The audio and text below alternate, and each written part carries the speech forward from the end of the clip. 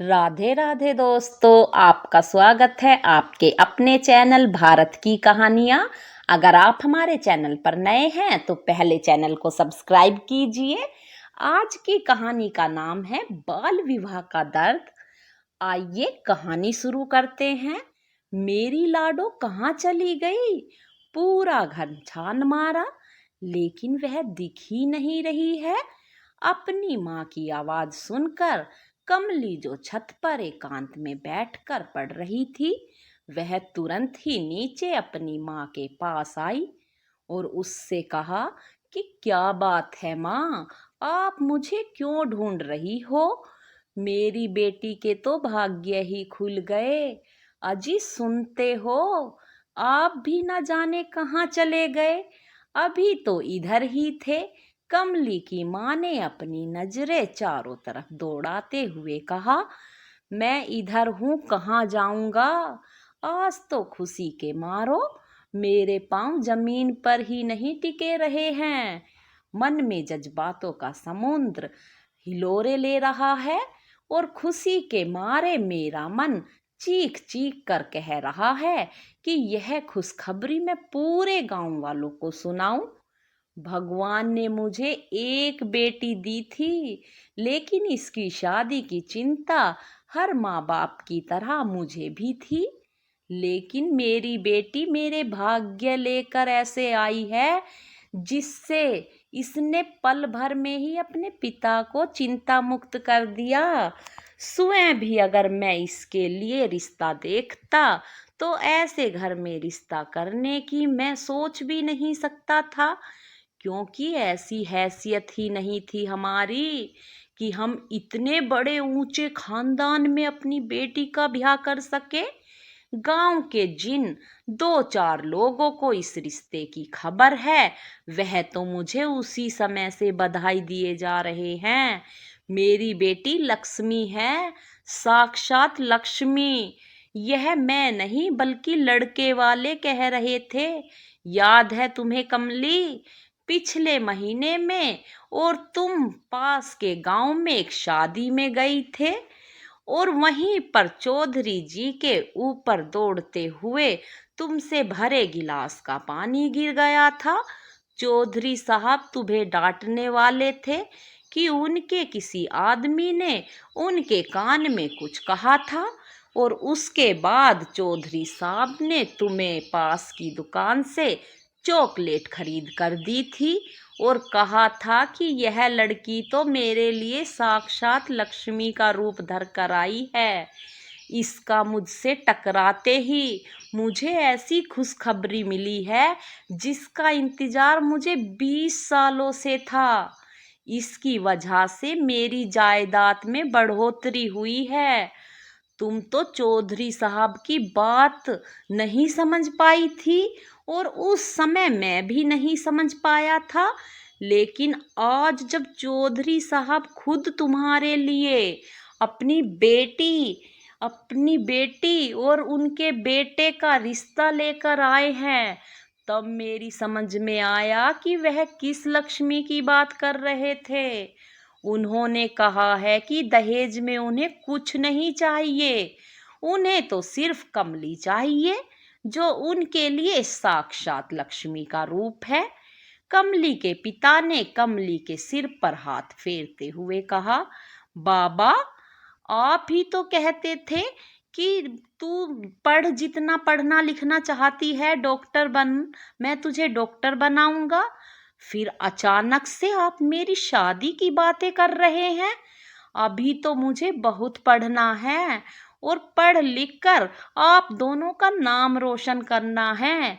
कमली ने उदास मन से अपने पिता की तरफ देखते हुए कहा, मुझे याद है कमली कि मैंने तुम्हें क्या कहा था, लेकिन उस समय परिस्थिति कुछ अलग थी और अभी परिस्थितियां कुछ अलग है।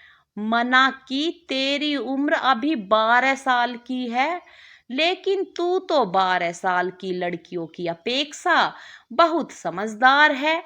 मेरे हालातों को मेरी बेटी नहीं समझेगी तो कौन समझेगा? चौधरी साहब ऊंचे और रईस लोग हैं, उनकी बराबरी हम नहीं कर सकते और ना ही उनका वहाँ ही टाल सकते हैं। जो वो कहेंगे वो हमें मानना होगा। मेरी हिम्मत नहीं है कि उन्हें मना कर सकूं, इसलिए मुझे हाँ करना पड़ा। और वैसे भी उनके बेटे की उम्र 19 साल ही है, वह तेरे से ज्यादा बड़ा नहीं है। तुम दोनों की जोड़ी बहुत अच्छी लगेगी और साथ ही गांव में और आस पड़ोस के गांवों में हमारा मान सम्मान ही बढ़ जाएगा। क्या पता चौधरी साहब तुम्हारी इच्छा जानकर तुम्हें आगे पढ़ने की इजाजत भी दे दें। मेरी बेटी पढ़ लिख कर डॉक्टर बनकर मेरा नाम रोशन करेगी।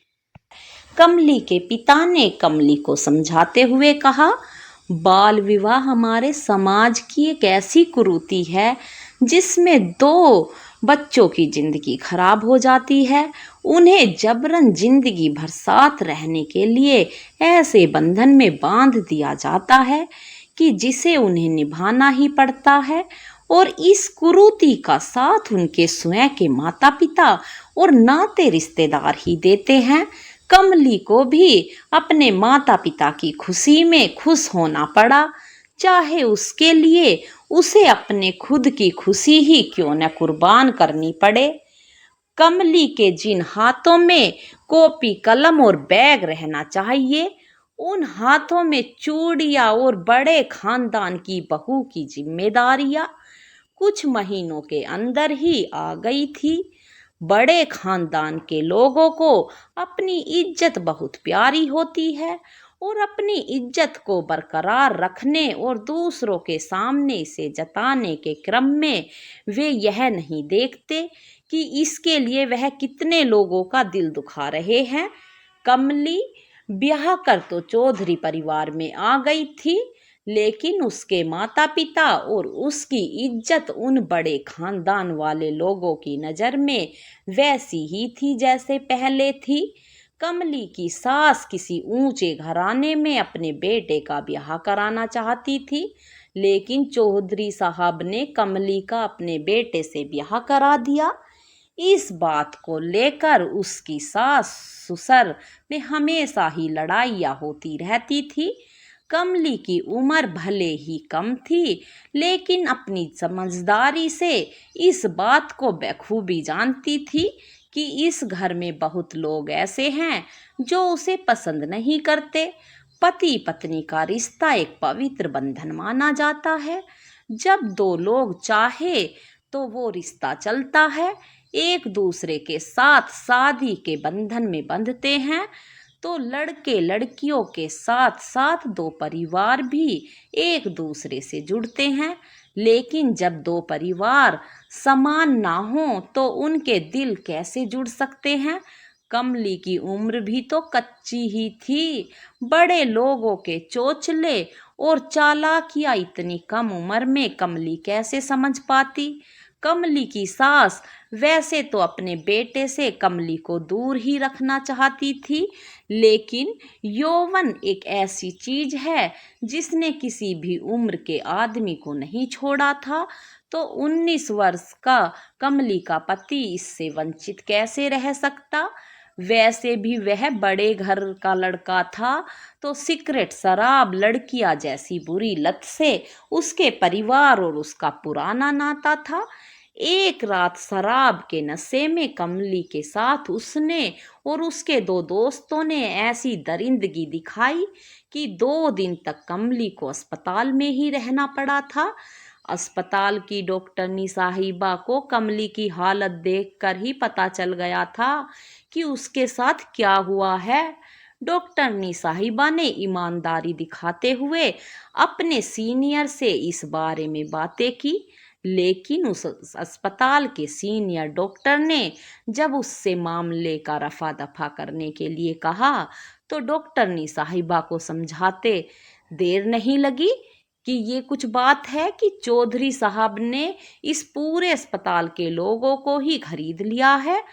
उसके कैबिन में भी आकर जब उन्होंने उसकी मेज पर पैसों के बंडल फेंके तो उसने इसका विरोध किया, लेकिन जब उसके पति और परिवार को मारने की धमकी चौधरी साहब ने दे डाली तो डॉक्टरनी साहिबा एक आम इंसान की तरह पीछे हट गई। वह सोचने लगी कि मैं अकेली क्या करूंगी, कैसे करूंगी, और इसी सोच में उसने कमली की मदद करने से रोक दिया। कमली अपने ससुराल वापस आ चुकी थी, लेकिन उसके शरीर के साथ साथ उसके दिल पर भी खरोंचने के निशान ताजा थे।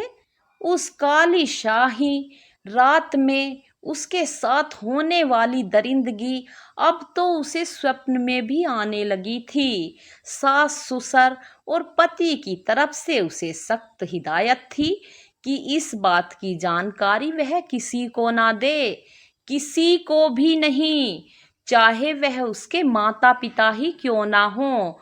यहाँ पर भी ऊंचे खानदान के लोगों ने उसे डराने के लिए उसके माता पिता को मरवाने तक की धमकी दे डाली थी।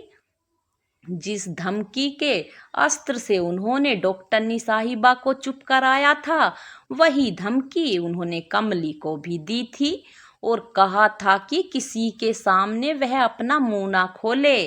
वह रात भर सिसकी लेकर रोती रही, लेकिन उसके दर्द को सुनने और समझने वाला वहां पर कोई भी नहीं था। वह खुद ही रोती और खुद ही चुप हो जाती। उस दिन हुई घटना को वह भुला नहीं पा रही थी। कमली पर दुखों का पहाड़ उस समय टूटा जब उसी डॉक्टरनी साहिबा ने उससे कहा कि वह मां बनने वाली है। एक तो नाबालिग, उम्र ऊपर से कम, वह किसके बच्चे की मां बनने वाली थी ना तो कमली को यही पता था और ना ही ऊंचे खानदान के लोगों को ही। कमली के लिए जीना दुश्वार तब हो गया जब कमली के पति ने उससे कहा कि उसके पेट में पलने वाला बच्चा उसका नहीं है, बल्कि उसके दोनों दोस्तों में से किसी का है। कमली के सास ससुर ने भी अपने बेटे की बात मानी। कमली अपनी बात कहती रह गई और उनके सामने रोती गिड़गिड़ाती रह गई, लेकिन किसी ने उसकी एक नहीं सुनी। कच्ची उम्र में शादी में बंधी लड़कियां अपने ऊपर हुए अत्याचार से उभर नहीं पाती और बाद में स्थितियां बिल्कुल खराब हो जाती हैं और मृत्यु तक पहुंच जाती हैं। कमली के साथ भी यही सब हो रहा था। जिस चौधरी साहब ने कमली को साक्षात लक्ष्मी का रूप बताकर अपने घर में अपनी बहू बनाकर लाए थे, अब वही चौधरी साहब उसके मृत्यु का षड्यंत्र रचने के मंसूबे बना रहे थे। उन्हें अपने परिवार के वारिस के रूप में किसी बलात्कारी लड़की के पेट से जन्मे बच्चे नहीं चाहिए था।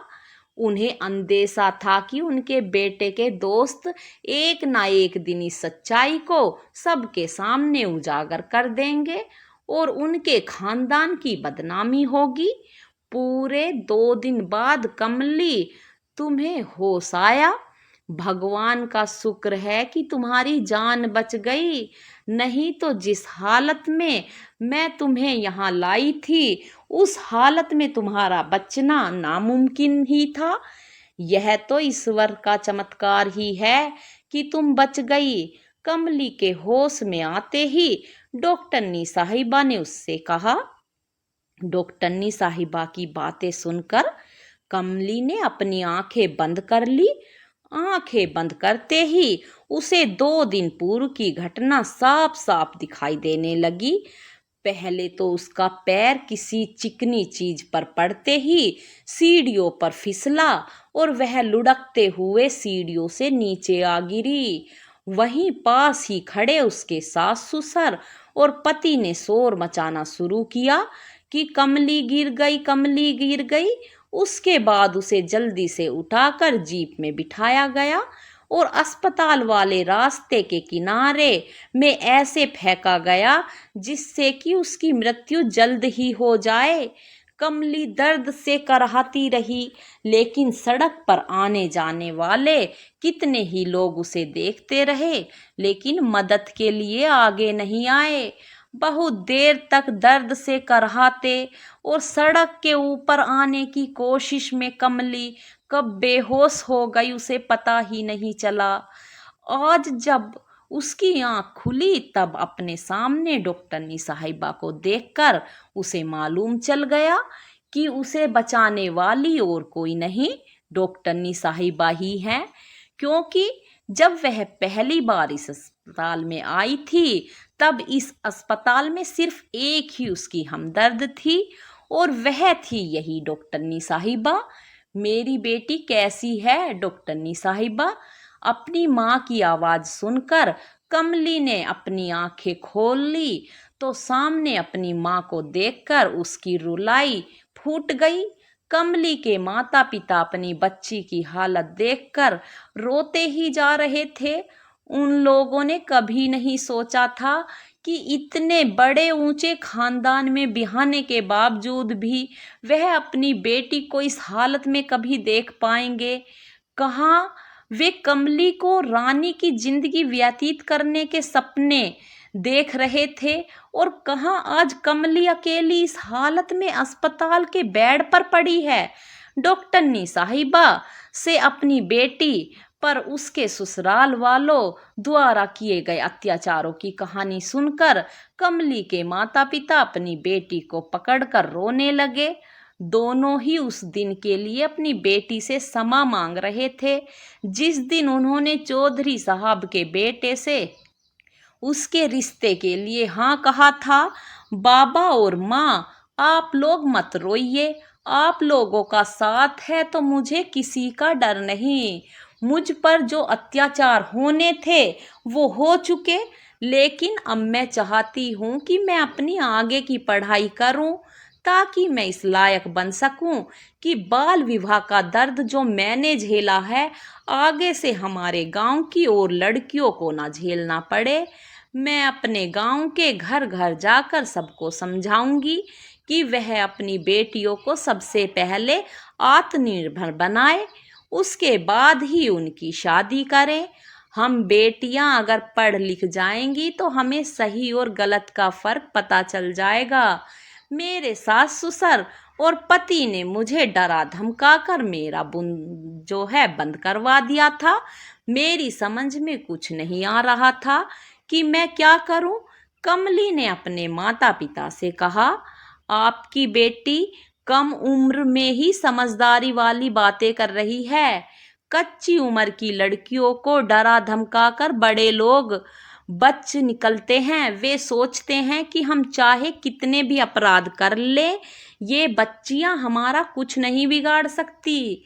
सबसे पहले तो हमें अपने समाज से इस बाल विवाह जैसे कृत्य को हटाना होगा और आप दोनों कमली के इस अभियान में उसका साथ दे सकते हैं। समाज के लोगों के लिए एक मिसाल बन सकते हैं।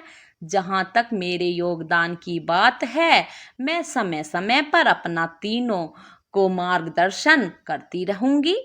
कमली जब मेरे पास पहली बार आई थी, चौधरी साहब के डराने धमकाने के कारण मैं भी डर गई थी, लेकिन आज कमली का आत्मविश्वास देखकर मुझ में भी हिम्मत आई है और मैं भी आज यह प्रण लेती हूँ कि इस बाल विवाह जैसी कृतियों को जड़ से उखाड़ फेंकने की मुमकिन मैं आप लोगों को बखूबी साथ दूंगी।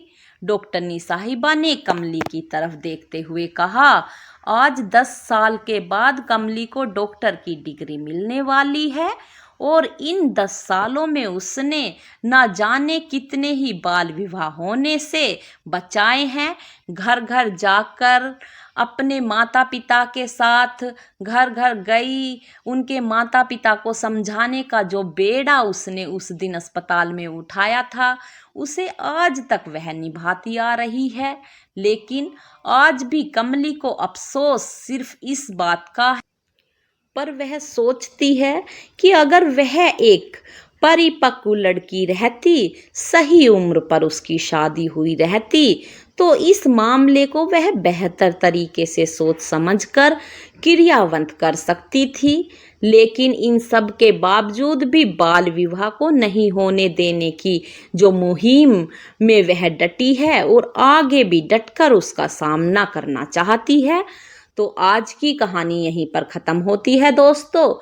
कमेंट करके बताना ये कहानी आपको कैसी लगी। चैनल को सब्सक्राइब करना, अपना सपोर्ट बनाए रखना। धन्यवाद दोस्तों। राधे राधे।